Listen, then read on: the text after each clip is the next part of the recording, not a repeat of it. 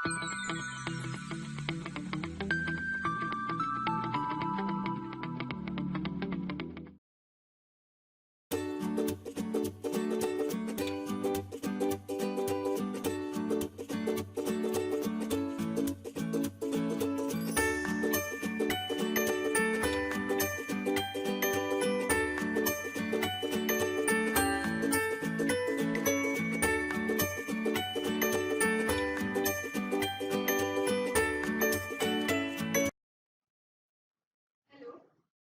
welcome to Digital Signal Processing Online Lecture Series. In the previous session, we have seen the circular convolution methods, formula for that, and we have seen the examples of graphical method to find circular convolution. From the unit Discrete Fourier Transform, its properties and application. Now, in this session, we are going to see the next method for circular convolution, and we'll see the examples based on that. So let's start with that. So first of all, as we have seen in the last session, the formula of circular convolution is y of n, that is equals to summation of n equals to 0 to n minus 1 x1 of n into x2 of m minus n for n point. Here m is varied from 0 to n minus 1. Now there are three methods of circular convolution as we have seen in the previous session, that are graphical method, matrix method and DFT and IDFT method. We have seen the graphical method in the previous session. Now we are doing the second method, that is matrix method. So we have seen that the graphical method is very tedious process, and if number of samples are more, it becomes more lengthy and tedious. So this matrix method is very useful, and as compared to graphical method, it is very short and very effective wherever the number of samples are large or less. So in this, the number of samples are to be rotated or circulated in the matrix to obtain the circular convolution. So as you can see over here, for 4-point DFT, that is for n equals to 4, in the matrix form, if we want to obtain the output circular convolution y of n for 4 points, that means from y of 0 to y of 3, we will have the sequence h of n and x of n, where h of n is to be rotated to obtain 4 cross 4 matrix. Let's say for example, h of 0, h of 1, h of 2 and h of 3 are 4 values for h of n. So now to rotate this last value is to be placed in the first place. That means now the second row, second column will be h of 3, h of 0, h of 1 and h of 2. Same way in the third column, this last entry will be placed at the first place in this column. That means this will be h of 2, h of 3, h of 0 and h of 1. Same way for the fourth column, the last value is placed above. So this will become h of 1, h of 2, h of 3, h of 0. And this is multiplied with the given x of n for the values x of 0, x of 1, x of 2 and x of 3. Let us see the example so that it will become more clear.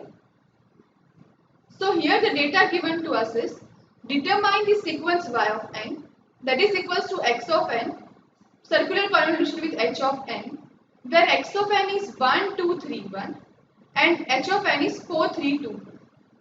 So using matrix method, let's see how we can find this.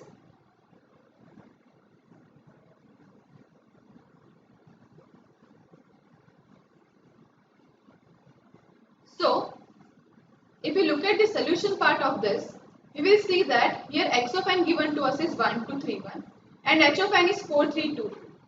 So we need to find the output circular convolution y of n, which is the circular convolution of x of n and h of n.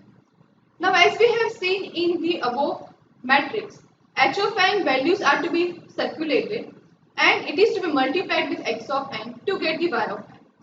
So y of n will be equals to 4 cross 4 matrix having value h of n with multiplication of x of n. So here h of n is 4, 3, 2, 2. So we'll write down over here the first column as 4, 3, 2, 2. Now this 2 is to be placed above in the second column. So next will be 2, 4, 3, 2. Now this last value will be placed at the first.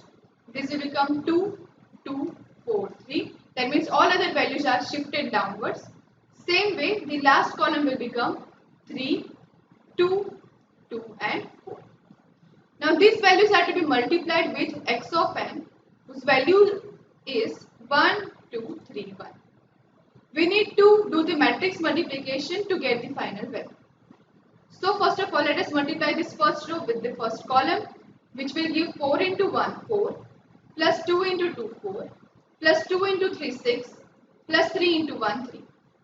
Next row will be 3 into 1, 3, plus 4 into 2, 8, plus 2 into 3, 6, plus 2 into 1, 2. The third row will be 2 into 1, 2, plus 3 into 2, 6, plus 4 into 3, 12, plus 2 into 1, 2. And the last row will be 2 into 1, 2, plus 2 into 2, 4, plus 3 into 3, 9, plus 4 into 1, 4. And so the final answer is 4 plus 4, 8, plus 6, plus 3. That means this value will be 70. Next is 3 plus 8 plus 6 plus 2. So this will give 6 plus 2, 8, 8 plus 8, 16, and here it will be 19. Next value is 6 plus 2, 8, 8 plus 2, 10, 10 plus 12, that means 22. And the last value is 2 plus 4, 6, 6 plus 4, 10, 10 plus 9, 19. So this is the answer of circular convolution using matrix method for the given data. So we can write down the final answer as y of n, that is equals to 17, 19, 22 and 19. So this is the answer for circular convolution. Let's see one more example. So here the data is given as, given the two sequences of length 4 are x of n equals to 0, 1, 2, 3 and h of n equals to 2, 1, 1, 2. And we need to find the circular convolution using the matrix method. Now in the exam, if the method is not mentioned, that means whether to do the circular convolution using matrix method or graphical method or DFT-IDFT method, it is advisable to get the answer using matrix method because it is easier as compared to others. So now let's see how we can find this.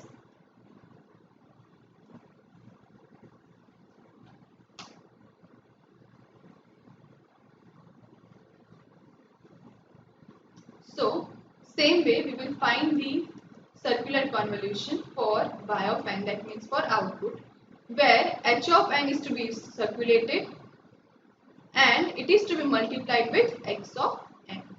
So here h of n is 2, 1, 1, 2. So we will place first column value 2, 1, 1, 2. Then we will place the last value in the first entry of the second column and the others are to be placed downwards. So this second column will be 2, 2, 1, 1. Same way the third column will be 1, 2, 2, 1 and the last one will be 1, 1, 2.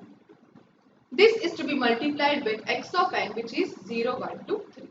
So here we will place 0, 1, 2 and 3.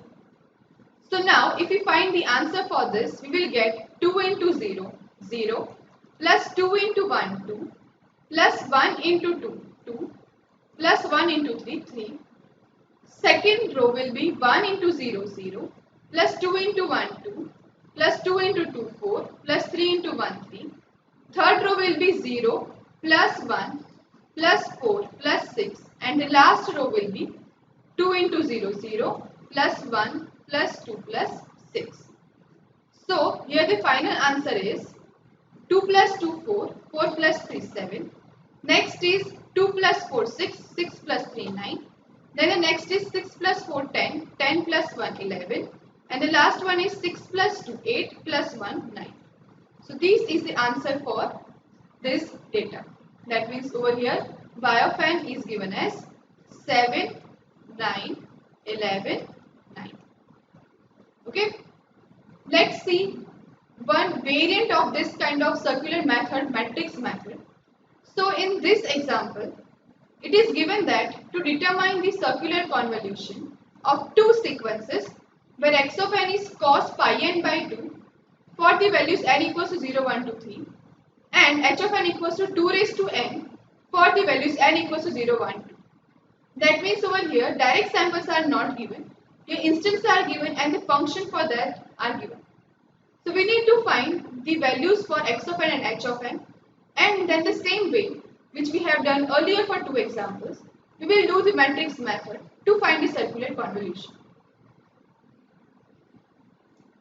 For this, let us first of all find out x of n and h of n. So x of n equals to, first of all we will take n equals to 0, then 1, then 2 and 3. So first value will be cos 0, that means n equals to 0, that means it will give cos 0. Then the next value is cos pi by 2. Then the next value is cos pi, because 2 will be cancelled out. Then fourth value is cos 3 pi by 2. Okay.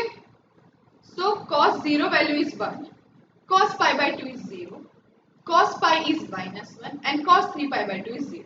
So this is the value we have obtained for x of n. Same way we are going to obtain the value of h of n for the instance given as 0, 1, 2. So we will take 2 raised to 0, 2 raised to 1 and 2 raised to 2. So we will get the values 1, 2 and 4 for h of n. Now for the matrix method, as we have seen, we are using 4 cross 4 matrix. So for h of n we need to have 4 values. So we can write the value h of n, that is equals to 1, 2, 4 and 0. And now the same way which we are doing for matrix method to find the circular convolution, we will take output sequence y of n, which is to be obtained by the circular convolution of x of n and h of n, where the values of h of n in the matrix are to be circulated, are to be rotated as we have seen in the previous examples, and then it is to be multiplied with x of n to get the final circular convolution output y of n. So the procedure will remain same as we have done for the previous examples, but here the difference was that the instances or the sample values for x of n and h of n are not given directly. Here the function and the instances are given individually, and using which we need to obtain x of n and y of n to find the final x of n and h of n to find the final y of n.